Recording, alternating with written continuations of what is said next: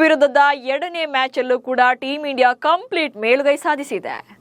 ಮೊದಲ ದಿನ ಬ್ಯಾಟಿಂಗ್ನಲ್ಲಿ ಕನ್ನಡಿಗ Devdutt Padikkal Lanka ಬೌಲರ್ಗಳನ್ನ ಚೆಂಡಾಡಿದ್ರೆ second day Dhruv Jurel ಚಾರ್ಜ್ಗೆ ತಗೊಂಡಿದ್ರು. ಈಗ ಬಿಗ್ ಟಾರ್ಗೆಟ್ನೇ ಮುಂದಿಟ್ಟು ಡಿಕ್ಲೇರ್ ಘೋಷಿಸಿದ್ದಾರೆ. ಹಾಗಾದ್ರೆ ಲಂಕಾಗೆ ಈ ಟಾರ್ಗೆಟ್ ಅನ್ನ ಚೇಸ್ ಮಾಡೋಕೆ ಸಾಧ್ಯನಾ? ಅಟ್ಲೀಸ್ಟ್ ಫಾಲ್ ಆನ್ ಪ್ರೆಷರ್ನಾದ್ರೂ ಕೂಡ ತಪ್ಪಿಸ್ಕೊಳ್ತಾರಾ? ಭಾರತಕ್ಕಿರುವಂತ ಅಡ್ವಾಂಟೇಜಸ್ ಏನು? ಈ ಬಗ್ಗೆ ಹೇಳ್ತೇನೆ. ನಾನು ಶಾಂತ. ನೀವು ಸುದ್ದಿಯಾನದ ಸಬ್ಸ್ಕ್ರೈಬರ್ ಆಗೋದಿಕ್ಕೆ ಮರಿಬೇಡಿ.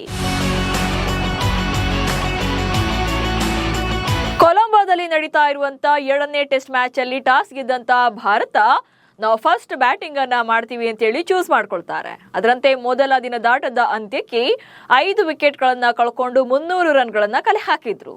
ಈಗ ಎರಡನೇ ದಿನ ಒಟ್ಟಾರೆಯಾಗಿ 9 ವಿಕೆಟ್ಗಳ ನಷ್ಟಕ್ಕೆ 503 ರನ್ ಗಳಿಸಿ ಭಾರತ ಡಿಕ್ಲೇರ್ ಅನ್ನ ಘೋಷಣೆ ಮಾಡಿದೆ.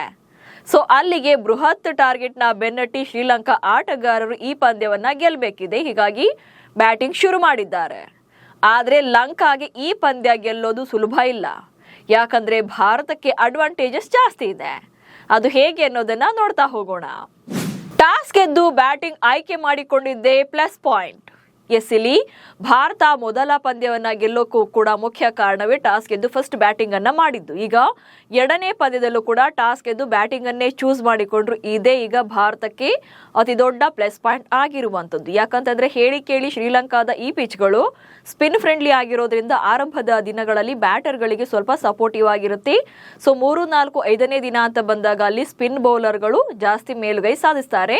ಸೊ ರನ್ಸ್ ಕಲೆ ಹಾಕೋದು ಈಸಿ ಇರಲ್ಲ. ಆದ್ರೆ ಯಾವಾಗ ಭಾರತ ಎರಡೂ ಪಂದ್ಯಗಳಲ್ಲೂ ಕೂಡ ಫಸ್ಟ್ ಬ್ಯಾಟಿಂಗ್ ಮಾಡೋಕೆ ಅವಕಾಶ ಸಿಕ್ತು, ಸೊ ಮೊದಲ ಇನ್ನಿಂಗ್ಸ್ ನಲ್ಲೇ ಬಿಗ್ ಟಾರ್ಗೆಟ್ ಅನ್ನ ಸೆಟ್ ಮಾಡ್ತಾ ಇರುವಂತದ್ದು. ಅಂದ್ರೆ ಹೆಚ್ಚಿನ ರನ್ಗಳನ್ನ ಕಲೆ ಹಾಕ್ತಾ ಇರೋದ್ರಿಂದ ಲಂಕಾಗೆ ಇದು ಕಷ್ಟ ಆಗ್ತಿದೆ. ಈಗ ಎರಡನೇ ಪಂದ್ಯದಲ್ಲೂ ಕೂಡ ಟಾಸ್ ಭಾರತಕ್ಕೆ ಮೇಲುಗೈ ಆಗುವಂತೆ ನೋಡ್ಕೊಂಡಿದೆ.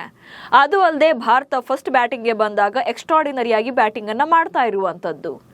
ದೇವದತ್ ಪಡಿಕ್ಕಲ್ ಕಳೆದ ಪಂದ್ಯದಂತೆ ಈ ಪಂದ್ಯದಲ್ಲೂ ಕೂಡ ಫಸ್ಟ್ ಇನ್ನಿಂಗ್ಸ್ ನಲ್ಲೇ ಶತಕ ಬಾರಿಸಿದ್ದಾರೆ. ಅದು ಅಲ್ಲದೆ ಈ ಸಲ ಧ್ರುವ್ ಜುರೇಲ್ ಕೂಡ 115 ರನ್ಗಳ ಇನ್ನಿಂಗ್ಸ್ ಅನ್ನ ಆಡಿದ್ದಾರೆ. ಒಟ್ಟಾರೆಯಾಗಿ 503 ರನ್ಗಳನ್ನ ದಾಖಲು ಮಾಡಿರುವಂತದ್ದು. ಸೊ ಇಲ್ಲಿ ಮೊದಲ ಇನ್ನಿಂಗ್ಸ್ ನಲ್ಲೇ ಭಾರತ 9 ವಿಕೆಟ್ಗಳ ನಷ್ಟಕ್ಕೆ 503 ರನ್ಗಳನ್ನ ಕಲೆ ಹಾಕಿದೆ. ಸೊ ಬಿಗ್ ಸ್ಕೋರ್ ಮೂಲಕವೇ ಲಂಕಾ ಆಟಗಾರರ ಮೇಲೆ ಪ್ರೆಷರ್ ಅನ್ನ ಕ್ರಿಯೇಟ್ ಆಗುವಂತೆ ಮಾಡಿರುವಂತದ್ದು ಇಲ್ಲಿ. ಸೊ 503 ರನ್ ಒಂದು ಇನ್ನಿಂಗ್ಸ್ ನಲ್ಲಿ ಅಂತಂದಾಗ ಅದನ್ನ ಬೆನ್ನಟ್ಟೋದು, ಅದಕ್ಕಿಂತ ಜಾಸ್ತಿ ಸ್ಕೋರ್ ಮಾಡೋದು, ಜೊತೆಗೆ ಎರಡನೇ ಇನ್ನಿಂಗ್ಸ್ ನಲ್ಲೂ ಕೂಡ ಪಂದ್ಯವನ್ನ ಕಂಟ್ರೋಲ್ ಮಾಡೋದು, ಇಲ್ಲಿ ಚೇಸಿಂಗ್ ಮಾಡುವಂತ ಅಥವಾ ಎರಡನೇ ಸಲ ಇನ್ನಿಂಗ್ಸ್ ಅನ್ನ ಮಾಡುವಂತ ತಂಡಕ್ಕೆ ಸುಲಭ ಇರೋದಿಲ್ಲ. ಈಗ ಲಂಕಾ ಆಟಗಾರರಿಗೂ ಕೂಡ ಇದೇ ಸವಾಲಾಗುತ್ತೆ. ಆಲ್ರೆಡಿ 503 ರನ್ಗಳನ್ನ ಭಾರತ ಕಲೆ ಹಾಕಿರೋದ್ರಿಂದ ಶ್ರೀಲಂಕಾ ತಂಡ ಇದಕ್ಕೂ ಮೀರಿ ರನ್ಗಳನ್ನ ಕಲೆ ಹಾಕಬೇಕು ಅಥವಾ ಅಟ್ಲೀಸ್ಟ್ ಹತ್ತಿರಕ್ಕಾದ್ರೂ ಬರಬೇಕು. ಅಟ್ಲೀಸ್ಟ್ ಎರಡನೇ ಇನ್ನಿಂಗ್ಸ್ ನಲ್ಲಿ ನಾವು ಮಿನಿಮಮ್ ಪಂದ್ಯ ಡ್ರಾ ಆಗೋ ತರ ನೋಡ್ಕೊಳ್ತೀವಿ ಅನ್ನೋ ರೀತಿಯಲ್ಲಾದ್ರೂ ಕೂಡ ಅವರು ಪರ್ಫಾರ್ಮ್ ಮಾಡಲೇಬೇಕಾಗುತ್ತೆ. ಒಂದ್ ಕಡೆ ಲಂಕಾ ಆಟಗಾರರಿಗೆ ಪ್ರೆಷರ್ ಇದ್ರೆ, ಇನ್ನೊಂದ್ ಕಡೆಗೆ ಭಾರತಕ್ಕೆ ಬಿಗ್ ಅಡ್ವಾಂಟೇಜ್ ಇದೆ. ಅದೇನಂತಂದ್ರೆ ಮೊದಲ ಇನ್ನಿಂಗ್ಸ್ ನಲ್ಲಿ 300 ರನ್ಗಳ ಒಳಗೆ ಅವರನ್ನ ಆಲ್ ಔಟ್ ಮಾಡಿದ್ರೆ ಭಾರತಕ್ಕೆ ಬಿಗ್ ಅಡ್ವಾಂಟೇಜ್ ಇದೆ.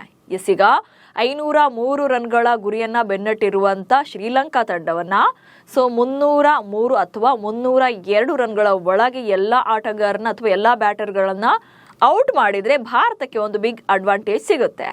ಅದೇನಂದ್ರೆ ಎರಡನೇ ಇನ್ನಿಂಗ್ಸ್ ನಲ್ಲಿ ಲಂಕಾ ಮೇಲೆ ಫಾಲ್ ಆನ್ ಹೇರಬಹುದು. ಸೊ ಇಲ್ಲಿ ಫಸ್ಟ್ ಇನ್ನಿಂಗ್ಸ್ ನಲ್ಲಿ 503 ರನ್ಗಳನ್ನ ಕಲೆ ಹಾಕಿರುವಂತಹ ಭಾರತ ಶ್ರೀಲಂಕಾ ತಂಡ ಚೇಸಿಂಗ್ ಅನ್ನ ಮಾಡುವಾಗ 200 ರನ್ಗಳಿಗಿಂತ ಹೆಚ್ಚಿಗೆ ರನ್ಸ್ ಬಾಕಿ ಇದ್ದಾಗಲೇ ಅಥವಾ ಲೀಡ್ಸ್ ಭಾರತಕ್ಕಿದ್ದಾಗಲೇ ಆಲ್ಔಟ್ ಆದ್ರೆ ಭಾರತಕ್ಕೆ ಆಗ ಶ್ರೀಲಂಕಾ ವಿರುದ್ಧ ಫಾಲ್ ಆನ್ ಹೇರೋಕೆ ಅವಕಾಶ ಸಿಗುತ್ತೆ.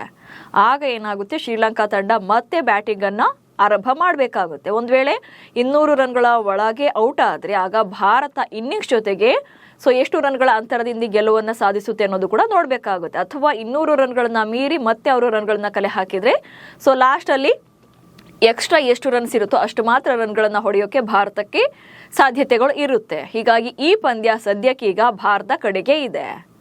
ಅದು ಅಲ್ಲದೆ ಪಂದ್ಯದ 3, 4, 5ನೇ ದಿನ ಸ್ಪಿನ್ ಬೌಲರ್ಗಳಿಗೆ ಪಿಚ್ನಲ್ಲಿ ಮೇಲುಗೈ ಸಾಧಿಸುವಂಥದ್ದು.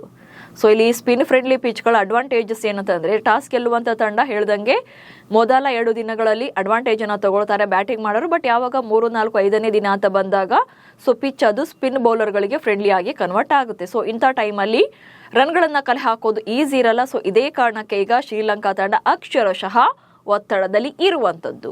ಹೀಗಾಗಿ ಈ ಪಂದ್ಯವನ್ನ ಗೆಲ್ಲೋ ಎಲ್ಲಾ ಅವಕಾಶಗಳು ಕೂಡ ಭಾರತ ಪರವೇ ಇದೆ.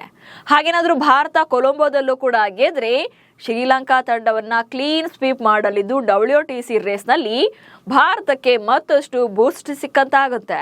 ನಮಸ್ಕಾರ.